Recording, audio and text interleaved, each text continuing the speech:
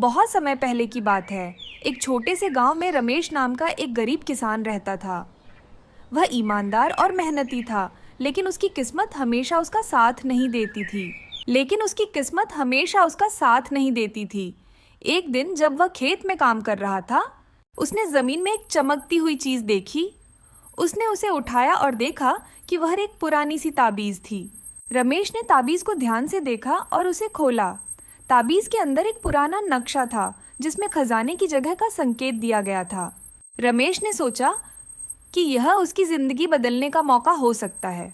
उसने अपने दोस्त मोहन को बुलाया और उसे नक्शा दिखाया। मोहन ने नक्शा देखकर कहा, रमेश, यह तो एक जादुई खजाने का नक्शा लगता है। हमें इसे ढूंढना चाहिए। दोनों दोस्तों ने तैयारी की और अगले दिन सुबह ही खजाने की तलाश में निकल पड़े। नक्शा के अनुसार खजाना एक घने जंगल के अंदर छिपा हुआ था। रास्ता कठिन और डरावना था, लेकिन दोनों ने हिम्मत नहीं हारी। चलते चलते वे एक गुफा के पास पहुंचे, जो नक्शा में दिखाई गई थी। गुफा के अंदर घुसते ही उन्हें एक विशाल दरवाजा मिला, जिस पर एक पहेली लिखी हुई थी।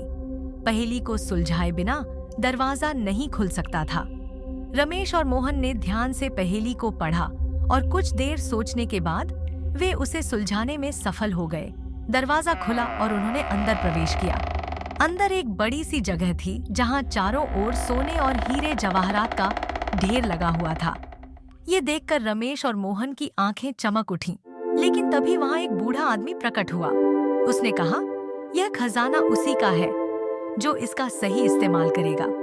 अगर तुम लोग लालच करोगे तो यह खजाना तुम्हारे किसी काम का नहीं रहेगा। रमेश और मोहन ने बूढ़े आदमी से वादा किया कि वे इस खजाने का उपयोग गरीबों और जरूरतमंदों की मदद के लिए करेंगे।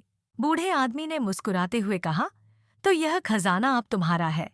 जाओ और इसे अच्छे कामों में लगाओ। दोनों दोस्तों ने खजाने को बांट लिया और गांव लौट आए। रमेश और मोहन ने उस खजाने से गांव में एक स्कूल, अस्पताल और पानी की टंकी बनवाई। गांव के सभी लोग अब खुशहाल हो गए थे। रमेश ने अपने खेतों को भी अच्छी तरह से संवार लिया और उसकी जिंदगी सुखमय हो गई। उसने अपने वादे को निभाया और हमेशा दूसरों की मदद की। इस प्रकार रमेश और मोहन ने साबित कर दिया कि सच्चा खजाना वही होता है जो दूसरों के काम आए। उनके इस कार्य ने पूरे गांव में एक मिसाल कायम कर दी और उनकी कहानी आज भी गांव के लोग एक प्रेरणा के रूप में सुनाते हैं।